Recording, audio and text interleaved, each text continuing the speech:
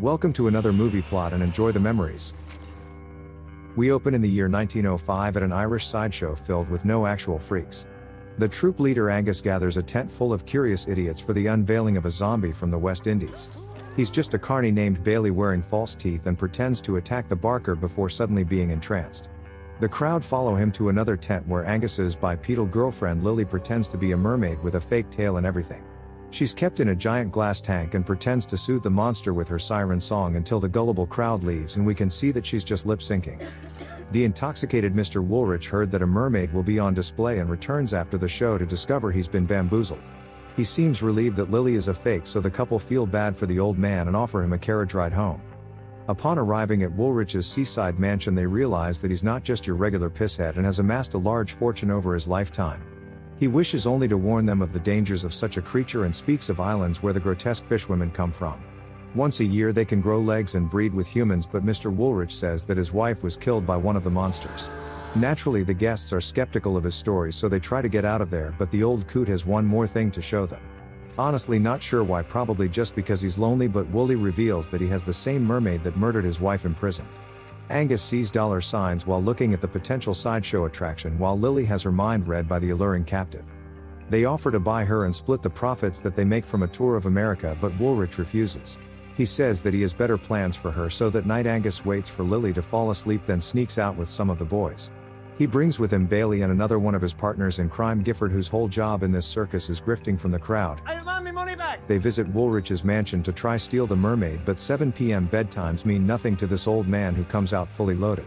He's also got a gun and declares that he'll never sell his wife's killer because he wants to watch her slowly die.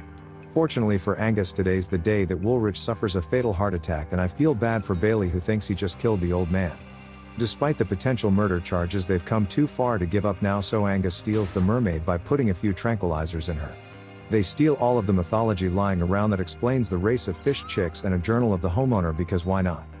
Gifford books the troop a midnight passage to America by bribing a captain, while his crew secretly smuggle aboard the mermaid.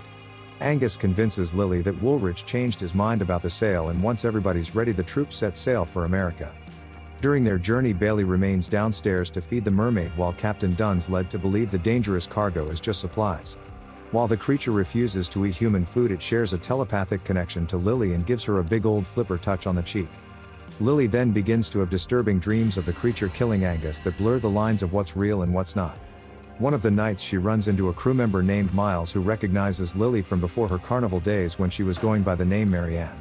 She doesn't remember him, but he sure remembers her because she slept with him, then stole all of his valuables in the middle of the night.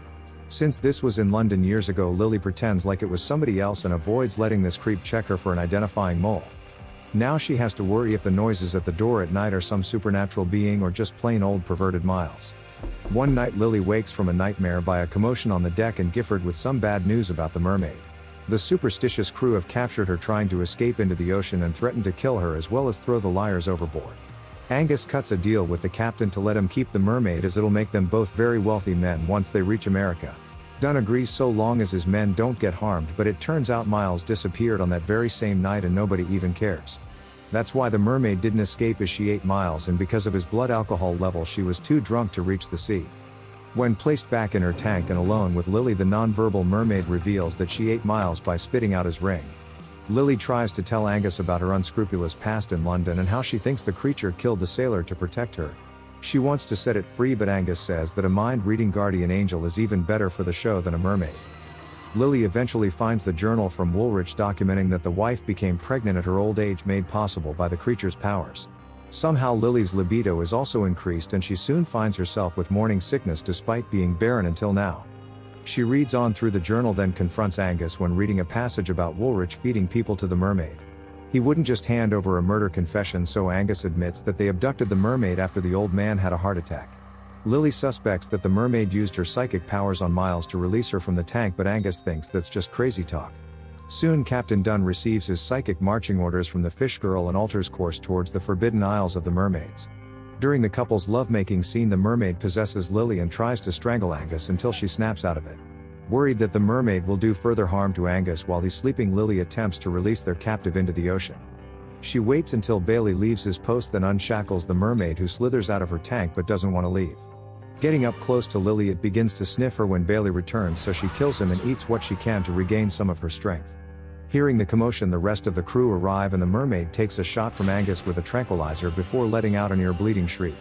He puts another one in her and they manage to get the creature back in the tank while Angus locks up Lily, believing she's gone crazy. In her cabin, she continues to read the journal and learns that the mermaid grants fertility by possessing women during their sexy time. Freaking out over the situation, she tries to come up with a different explanation as to why her infertile self is now pregnant. She escapes her confinement, which takes no effort at all, and goes to speak with the mermaid again but finds the tank empty. It's currently the one time of year that mermaids grow legs and transform into humans, which is why she never escaped before and just ate Bailey. Lily comforts the terrified woman, but they're found by the crew, who argue about destroying the beast until Lily suddenly passes out. When she wakes up, she tries to explain to Angus that she collapsed because she's pregnant, but he just dismisses this as more crazy talk. Meanwhile, the ship's crew figure that now that the mermaid has become a human, it's the perfect time to breed with her. It took 2 seconds for this fish to have legs before a group of dudes try to hump it, so Gifford is the only one trying to defend her.